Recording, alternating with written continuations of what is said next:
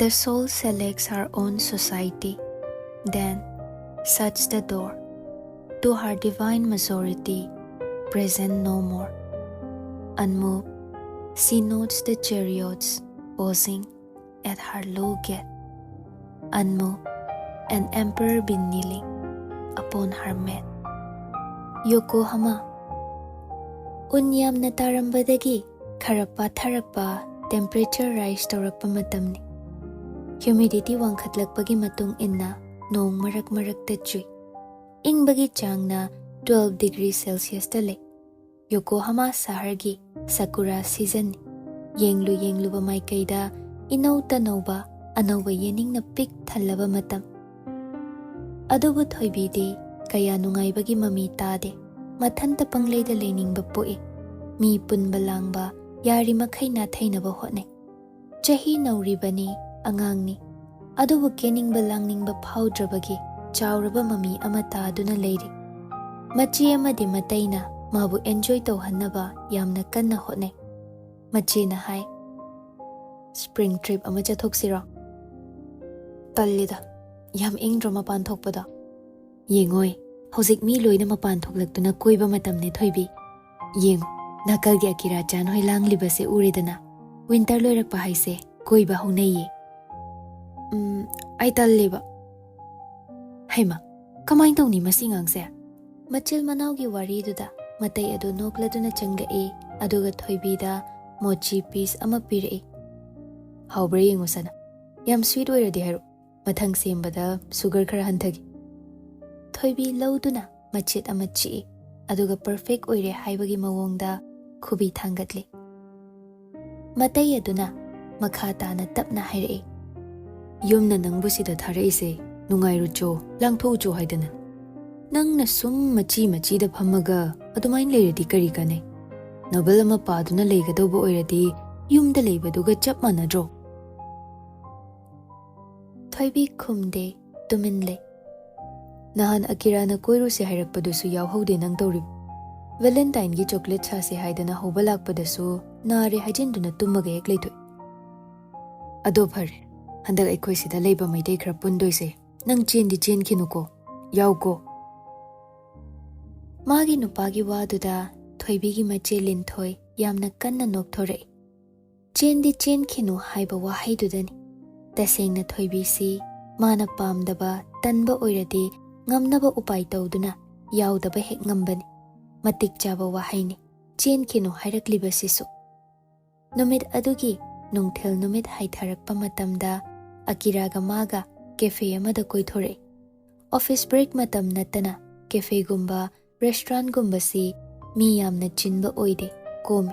Aduna ngaihak phamba wari ingna sanaba nungaiba matamni. Akira na hai.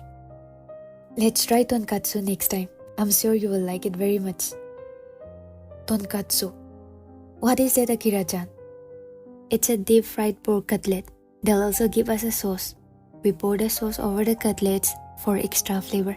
Wait, let me show you the pictures first. Asi hai na phone puthoktu photos khar utlai. Masak yam fazai. Visually tempting oihalli hek yengbadasu. Mahau khangningba pokhali. Photo singdu uraba matung thoibi nokfet tawna hairai. Alright. Next time you take me to a nice tonkatsu restaurant. Akira harauna khumlai. Hi. Japanese ta hoi yai haibani. Cafe aduda ngaihak phamlaba matung ngaho walking oina thoklai. Yamna panglap tana spring camp tawfamsu leiri. Sakura season gi cherry blossom yamna tawi. Machi da lay angauba amadi pink satpadu ayekpa lai mal. Phazabagi mapal naidraba scenery amani. Akira na hairai. Spring camp tawfam aduda makhut theladuna. Thoibi-chan, we can go there if you want. I'll make a cute bentos. Your omurice is good too. Arigato. But omurice tastes better when eaten inside. Inside? I mean, under a roof like home or restaurant. Ah, I see. Sorry, my English is not good. No, you are good. You are really good at making conversations going on. And no worries, my English is broken too. I too sometimes struggle at explaining things. It happens, Akira-chan. Akira thoibigi waduda kanna noklai, aduga amuksu makok nontaduna greet tauraga hai. Arigato Thoibi-chan. Japanese singsi yamna polite oi, humble oi. Mannerisms yamna phaze. Asinasu Japan haiba pikraba lam asi khwaidagi civilized nation ama oi hainaribani. Masa nanba, hotnaba kanba, tamjaningai ngaktani. Thoibi makhoigi culture, makhoigi civilized nature singsi uraga kalakpa poi. Aikhoisu asumna oirabadi haiba WakhaL hek sagatli.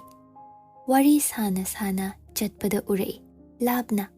Purna angang ama makhut samladuna chatpado. Purna haiba nupasi mamangdasu thengnakre. Wari watai sanabadi amukta taudri. Maitai macha masen oibagi masak aduk khangnaba khaktani. Lambi nakalde yonba steam buns khara angangduna ningai tauduna leihali. Thoibi WakhaLda khalli. Macha leira zatlane siba. Nahadi male masaktadi. Nganta mayum panba oijalane. Yamna kanna khoizangna yenglubadi natte. Midyeng pham tarubagi suni. Asumna numit adu Akiraga ngahak koithokluraga loishili. Thoibigi matai Wanglin se scientist oina thabak pubani Yokohamada leiba major company amada. Mi yamna tine. Mana tinadaba leite. Aduna gatherings kumba tawbasi magida ayamba sil. Numit ama evening tea party ni haidana mafamduda leiba India macha khara gathering tawi. Chana thaknaba ayamba Indian foods ngaktani. Mafamduda leiba mausing nupising yauna thong thai. Tea party haizabagi wani chanabadi masing sure. Light refreshment tagi hauraga heavy food phawba. Lon macha duda bonfire tawduna mi khara phami. Imungda khara mi yambadi natte taramukta oi. Chana thaknaba singdu khara chanaraba matung mahai isai sa'u wari liyo haidana tawnarei. Thoibigi mache linthoisi isai yamna hai. Mayamna namdana isai sakhali. Thoibishu nokmi yawi. Machi amada phamduna. Yamna kanna enjoy tawbagi mamidi tade. Yawda yade haibagi nampu sasonda phamhanbagumbani. Matang aduda cha thaktuna tumin leizaramba purnado Wanglina chingduna puthore. Now everyone here, I present you the new singer of the town. Purna natte haibagi mawongda makhutna ingit tawi. Masu nampu sasonda party asi yawba laklibra. Wanglina isai sa'u hairubaduda lok khugale. Mayamdo wa noi. Adubu adumnaga khadrak tawduna leithokpa yaba phibamdi oidre. Purna nungsasor ama sangna hondoklaga haire. Wangangba horakpada Wanglina microphone gi bahapta dessert spoon adu pishile. Purna su microphone dauna spoon du pairaga hai. I can't sing. I'm sorry. Sumimasen tamu Wangle. Sumimasen haibadi sorry haibani Japanese da. Mayamdo muka sunoi. Wanglin yaroi haibagi mawongda makok haire. Purna makhatai. Instead, I can recite a poem. Saying the karangawi haibasidi, hanadagi su khanglabani mayamna, thoibi su khangi. Mahausagum nokningba ama natraga, angawbagi joyrulgumba ama, thirakani khana, thoina midyeng adomda changsiludre. Thoibi, haugatuna, chanaba thamliba adomda oina changi, aduga, desert lairiba singdudagi, karamba chasige kanna khali. Matangduda tarai, Purnagi taplappa khonjia, magi sayring ado. This feeling of a lump in the throat, is it what you call sadness? Should I cry then? They said don't dive into deep dejection, as that is the nature of life. Someday, we are all destined to die, which human life is transient.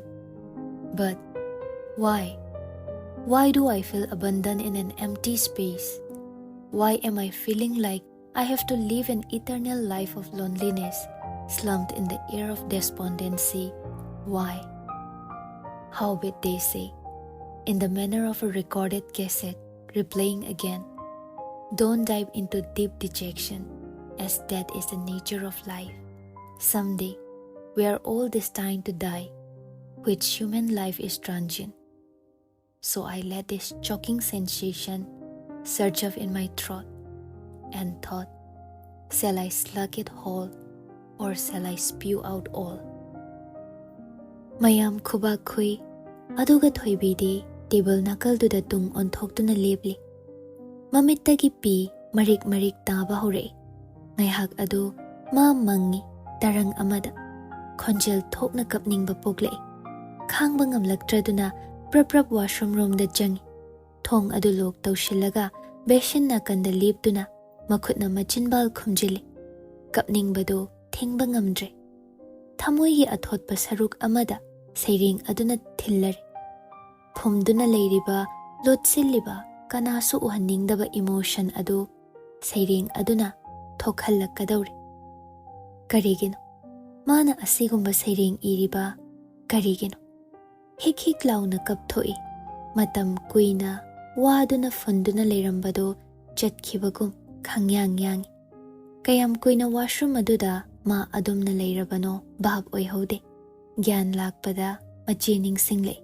Soidana thiramlani khaladuna prap mamay tathoy. Mid anidudi ingang ngangli. Mapanda thoklakpada mayam kharadi chatnaramle. Khara leihore. Leihoriba singdusu chatkadawagi loishanaragle. Thoibi thoklakpada machina kaurei. Thoibiya, aikhoi noi yeke khara pek tobiyuse.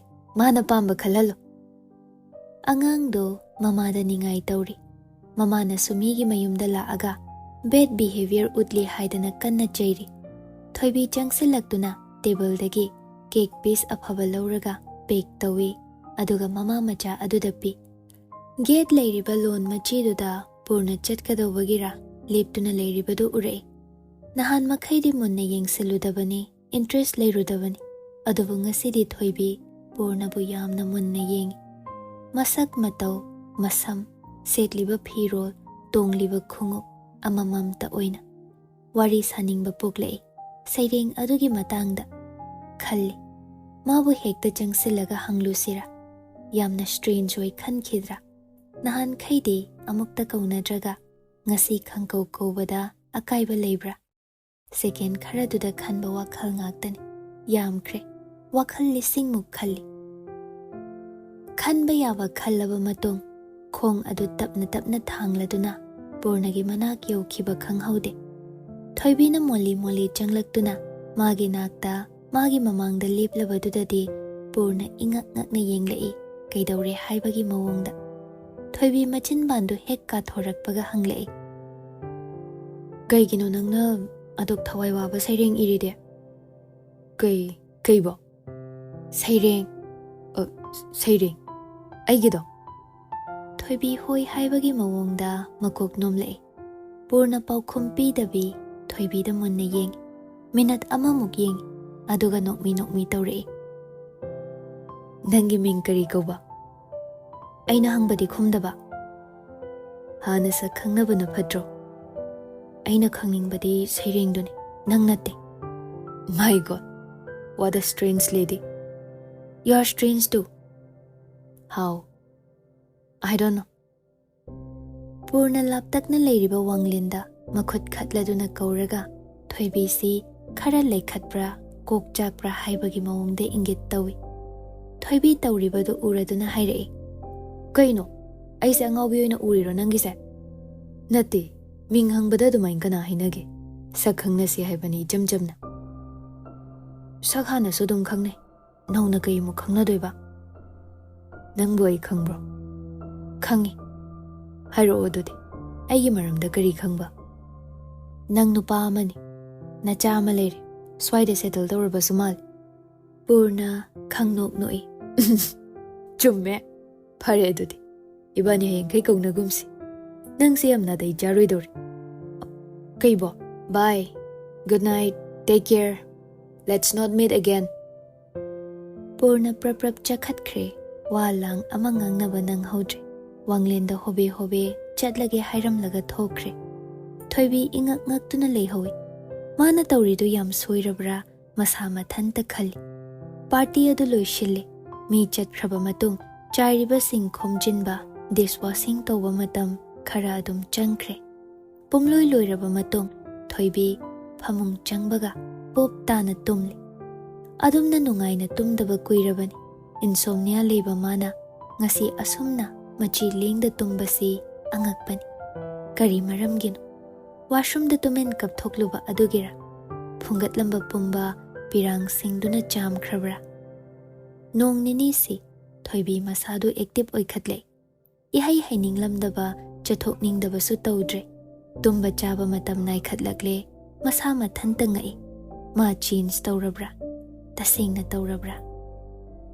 Evening ama bakery shop singdugi nakalda ngaho mathanta walk tawi. Hankhibada bread kharasu leige khalli. Nakalda apikpa cafe adudagi coffee manam nungshiba thadorakpadu tabada thoibi manungda changle. Coffee cup amagidama. Hek changlakpaga purna table amada mathanta phamlambadu thengne. Tan chare khalladuna changsillaga purnagi mangda chair leiridu chingthoklaga phami. Anidu table share tawri. Purna thoibina magi manakta famlakpaduda haifet munna yenglamlaga makhutna ma thangatladuna hairei. Hi, I'm nobody. Who are you? Are you nobody too? Then there's a pair of us. Don't tell. That vanishes. Thoibi khangnok nok thorei. Kaino?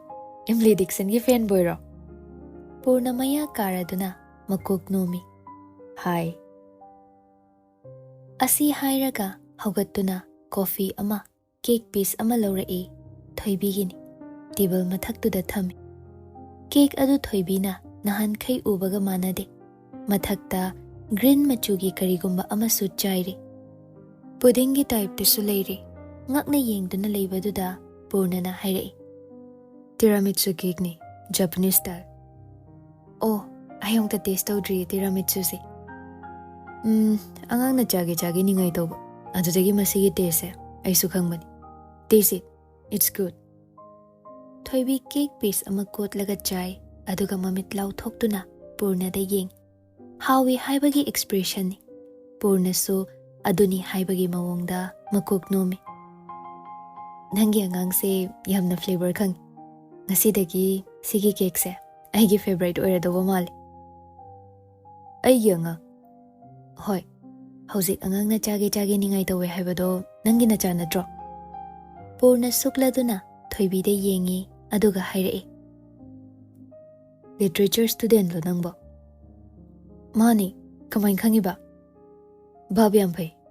Wari mai thoksira. Kaibo.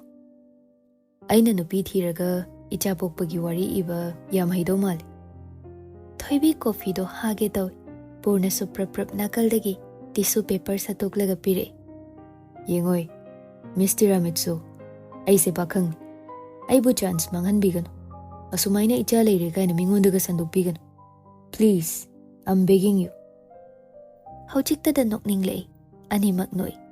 Thoibi makhutlo narado na hai. Sorry, Mr. Tiramisu. Okay, fine. No worries.